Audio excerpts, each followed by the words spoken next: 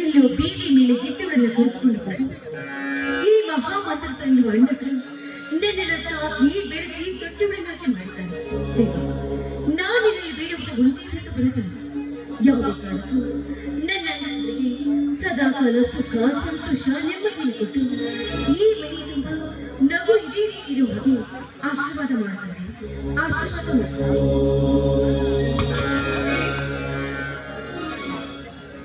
ತಂಗಿ, ಶ್ರೀ ಆಂಜನೇಯನ ಆರಾಧನೆಯನ್ನು ಚಿಕ್ಕಳಾಗಿ ಪತಿ ಪರಮೇಶ್ವರನಂತೆ ಪುಣ್ಯಾತ್ಮ ಸಿಗಲೆಂದು ಬೇಡಿಕೊಳ್ಳುತ್ತವೆ ಅಲ್ಲ.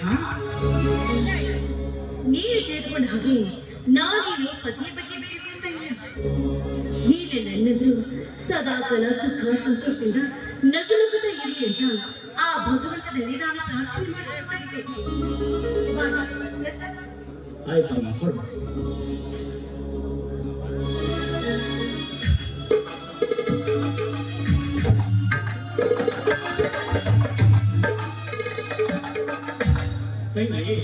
ನೀನು ಕೊಟ್ಟ ಈ ಪ್ರಸಾದದ ಪುಣ್ಯ ಬಹು ದೊಡ್ಡದಮ್ಮ. ಅಂತೆಯೇ ದಿನನಿತ್ಯ ಚಾಚು ತಪ್ಪದೆ ಪೂಜಿಸಮ್ಮ. ಈ ದೇವರು ನಿನಗೆ ಸರಿಯಾದ ದಾರಿ ತೋರಿಸು ತಂಗಿ. ಆ ಪರಮಾತ್ಮನ ಪರಮ ದೃಷ್ಟಿಯಿಂದ ಚಿಕ್ಕ ವಯಸ್ಸಲ್ಲಿ ಹೆತ್ತ ತಂದೆ ತಾಯಿಗಳನ್ನು ಕಳೆದುಕೊಂಡು ಬೀದಿ ಮೇಲೆ ಬಿದ್ದವಳನ್ನ ಕರೆದುಕೊಂಡು ಬಂದು ಸಾಕಿ ಸಲಹೆ ಚೂಪಾದವರನ್ನು ಅಂದರೆ ನಿಮ್ಮಂತ ಅಣ್ಣನನ್ನು ಬೆಳಿಬೇಕಾದ್ರೆ ನಾನು ಅದೆಷ್ಟು ಚಿಕ್ಕನ ಪುಣ್ಯವನ್ನು ಮಾಡ್ತೇನೆ. ನಿಜ ಹೇಳ್ಬೇಕಾದ್ರೆ ನೀವೇನನ್ನು ಪಾಲಿಗೆ ದೇವ್ರಲ್ಲ, ದೇವ್ರ.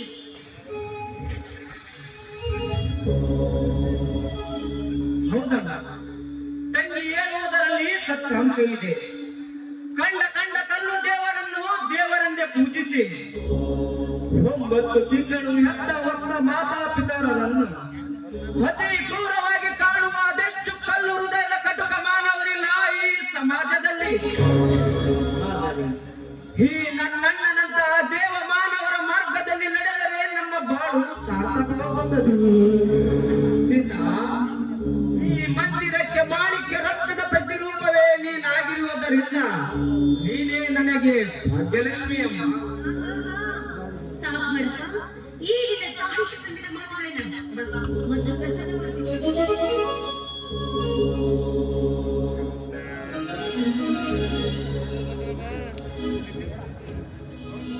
ಅಣ್ಣ, ನಿನಗೊಂದು ಗುಟ್ಟಿನ ವಿಷಯ ಹೇಳಬೇಕಿದೆ. ಹೇಳು ಅಷ್ಟೇಕೆ ಭಯ. ಆದರೆ ಸೀತಾ ಒಂದು ಹಾಡು ಹಾಡಿದರೆ ಹೇಳಬಲ್ಲೆ. ಸೀತಾ ಒಂದು ಹಾಡು ಹಾಡಮ್ಮ.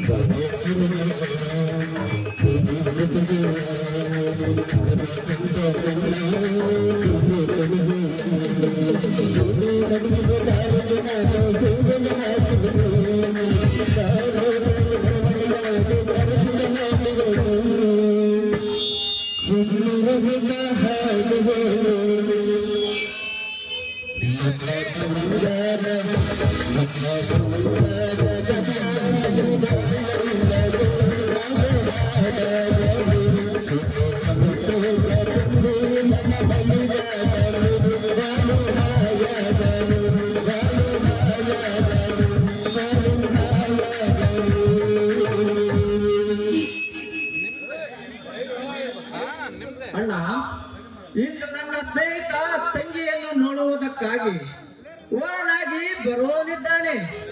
ಇದೇ ಗುಟ್ಟಿನ ವಿಷಯ.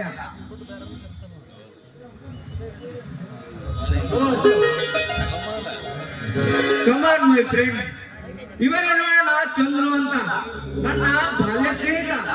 ಚಂದ್ರು, ಇವರೇ ನಮ್ಮ ಅಣ್ಣ ಧರ್ಮಣ್ಣ ಅಂತ. ನಮಸ್ಕಾರ.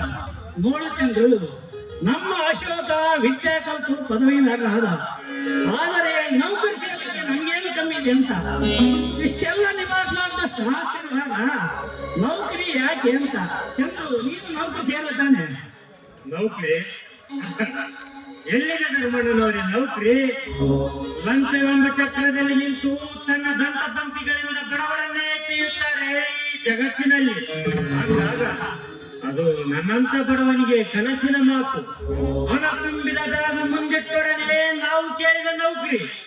ಎಲ್ಲಿ ಹೋದ್ರೂ ಲಂಚವೆಂಬ ಕೆಂಚರ ಆಡಳಿತ. ಮಂತ್ರಿಗಳ ಮಾಡಿ ಮನೆಗಳ ಅಡಿಯಲ್ಲಿ ನಯ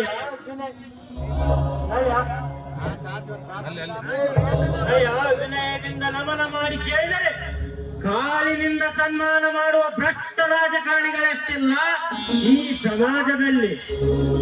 ಇನ್ನು ದಲಿತ ಜನರು ನೌಕರಿಗಾಗಿ ಗಂಜಿ ಸೇವಿಸಿ ಜೀವನ ಕಳೆದು ಹಣ ಸಂಪಾದಿಸಿ ಲಂಚ ತಂದು ಕೊಟ್ಟರೆ, ಲಂಚ ತಿಂದು ಬೊಜ್ಜು ಬೆಳೆಸಿ ಮಂಚದ ಮೇಲೆ ಕುಳಿತು ಒಳಸಂಚು ನಡೆಸಿ ನೌಕರಿ ಪಡೆದೆ ಕತ್ತು ಹಿಡಿದು ಲುಚ್ಚಾಧಿಕಾರಿಗಳೆಷ್ಟಿಲ್ಲ ಈ ಸಮಾಜದಲ್ಲಿ.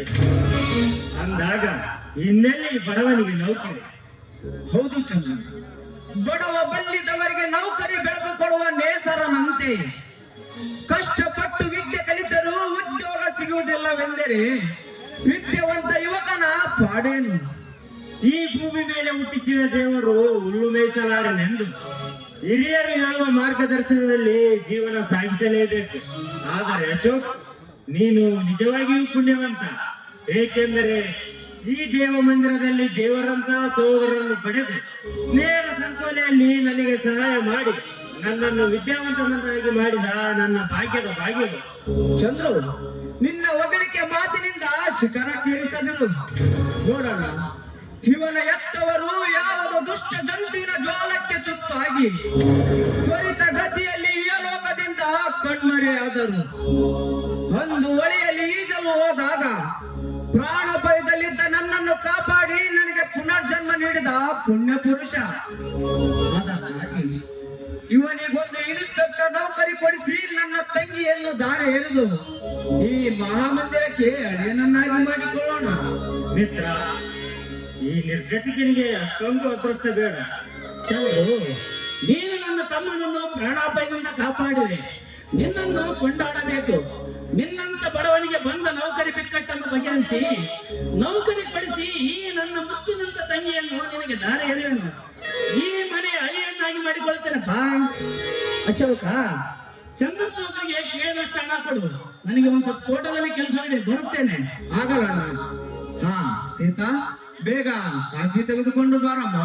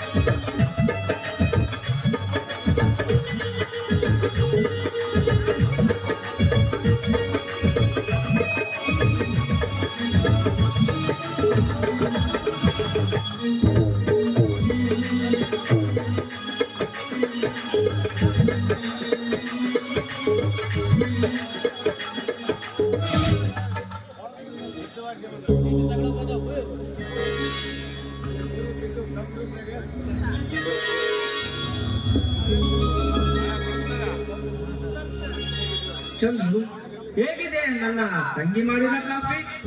ಅಶೋಕ್, ಕಾಫಿ ತುಂಬಾ ಚೆನ್ನಾಗಿದೆ. ಮಿತ್ರ, ನನ್ನ ತಂಗಿ ಕಾಫಿ ಅಷ್ಟೇ ಅಲ್ಲ, ಪ್ರತಿಯೊಂದು ಅಡಿಗೆ ಮಾಡುವುದರಲ್ಲಿ ಎತ್ತಿದ ಕೈ ಅಲ್ವೇನಮ್ಮ?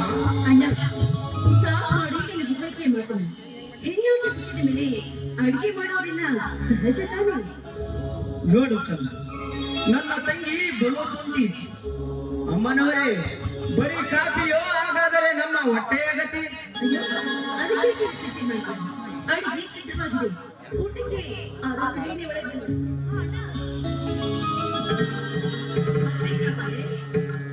ಅವರನ್ನ ಕೂಡ ಒಳಗಡೆ ಕರೆದುಕೊಂಡು.